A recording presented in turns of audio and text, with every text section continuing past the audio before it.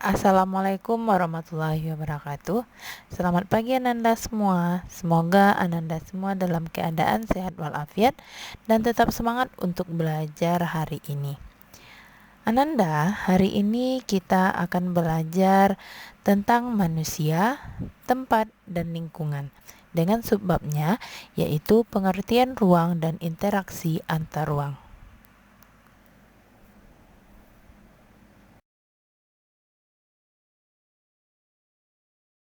Tujuan pembelajaran hari ini, setelah mempelajari materi ini, siswa diharapkan mampu 1.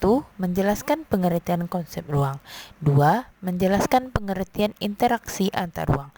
3. Menjelaskan kondisi saling bergantung yang diperlukan untuk terjadinya interaksi antar ruang. 4. Menjelaskan perubahan akibat interaksi antar ruang. Pada bab 1 ini, kita akan mempelajari subbab yaitu pengertian ruang dan interaksi antar ruang.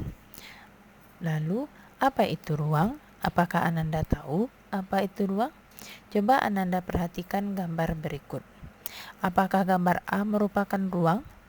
Apakah gambar B merupakan ruang? Apakah gambar C merupakan ruang? Ketiga gambar tersebut merupakan contoh dari ruang. Dari ketiga gambar tersebut dapat kita ambil kesimpulan pengertian dari ruang. Ruang adalah sebuah tempat di permukaan bumi, baik secara keseluruhan atau sebagian yang digunakan sebagai tempat tinggal makhluk hidup.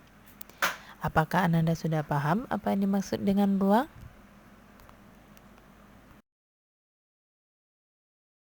Sebelum kita mengetahui apa itu interaksi antar ruang, terlebih dahulu Ananda harus memahami apa itu interaksi. Berikut ini adalah gambar dari interaksi, yang mana pada gambar pertama itu adalah interaksi pada saat jual beli, yang kedua adalah interaksi yang terjadi dalam satu kelompok. Menurut Bintarto, interaksi merupakan suatu proses yang sifatnya timbal balik dan mempunyai pengaruh terhadap tingkah laku, baik melalui kontak langsung atau tidak langsung.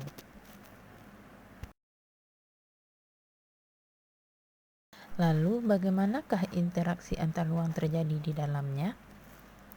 Setiap ruang memiliki ciri khas tertentu yang berbeda antara satu wilayah dengan wilayah lainnya.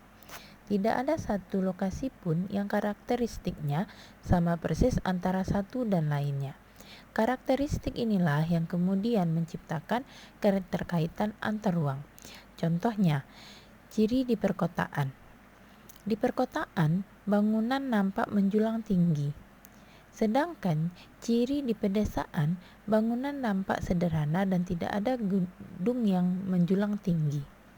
Contoh lainnya, dari segi mata pencarian. Masyarakat yang tinggal di daerah pegunungan memiliki mata pencarian sebagai petani perkebunan. Sedangkan masyarakat yang tinggal di daerah pantai memiliki mata pencarian sebagai nelayan. Berbagai ruang di permukaan bumi memiliki karakteristik yang khas. Karakteristik yang khas tersebut dapat berupa tanah, batuan, tumbuhan, dan lain-lain yang berbeda dengan tempat lainnya. Perbedaan ciri khas ruang tersebut menyebabkan adanya interaksi antar satu ruang dengan ruang lainnya. Karena setiap ruang membutuhkan ruang lainnya untuk memenuhi kebutuhan hidup.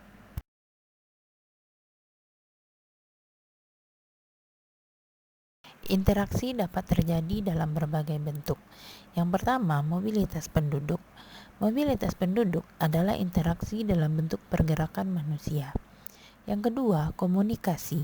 Komunikasi adalah interaksi melalui perpindahan gagasan dan informasi. Yang ketiga, transportasi. Transportasi adalah interaksi melalui perpindahan barang atau energi. Transportasi ini berkaitan dengan ongkos perjalanan, jarak, dan jenis kendaraannya. Pengertian interaksi antar ruang. Di sini dapat kita simpulkan pengertian interaksi antar ruang adalah sebuah pergerakan yang dilakukan oleh orang, barang, hingga sebuah informasi dari suatu daerah ke daerah yang lain atau dari daerah asal menuju ke arah tujuan yang sering disebut sebagai kondisi saling bergantung. Ada beberapa kondisi saling bergantung yang diperlukan untuk terjadinya interaksi keruangan, yaitu saling melengkapi, kesempatan antara, dan kemudahan transfer. Yang pertama, saling melengkapi. Kondisi saling melengkapi terjadi jika ada wilayah-wilayah yang berbeda komoditas yang dihasilkannya. Misalnya, wilayah A merupakan penghasil sayuran, sedangkan wilayah B merupakan penghasil ikan. Wilayah A membutuhkan ikan, sedangkan wilayah B membutuhkan sayuran.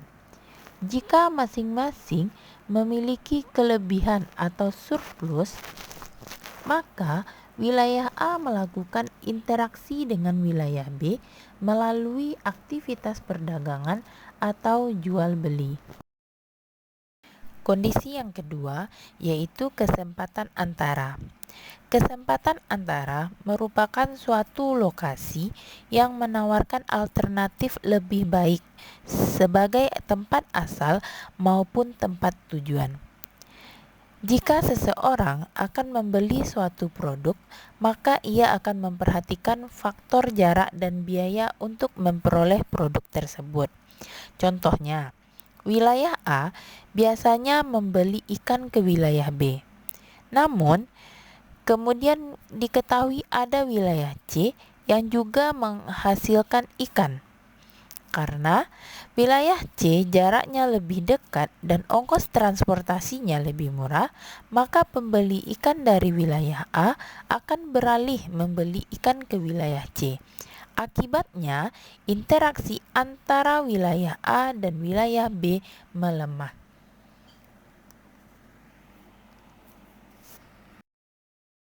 Kondisi yang ketiga, kemudahan transfer.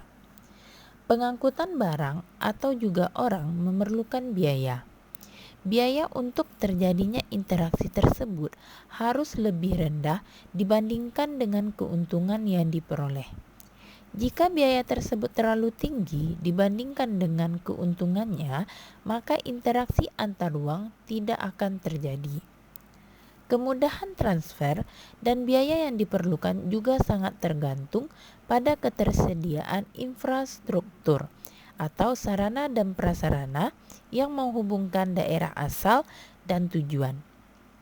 Jalan yang rusak dan sulit untuk dicapai akan mengurangi kemungkinan terjadinya interaksi karena biaya untuk mencapainya juga akan lebih mahal.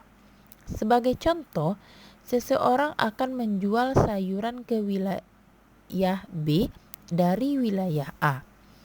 Namun, jalan menuju wilayah B mengalami kerusakan, sehingga tidak bisa dilalui.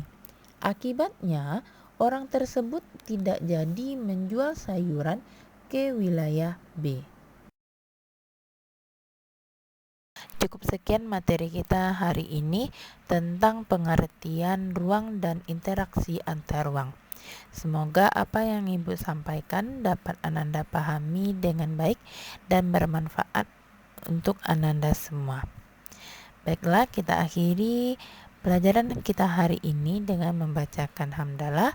Alhamdulillahirabbil alamin.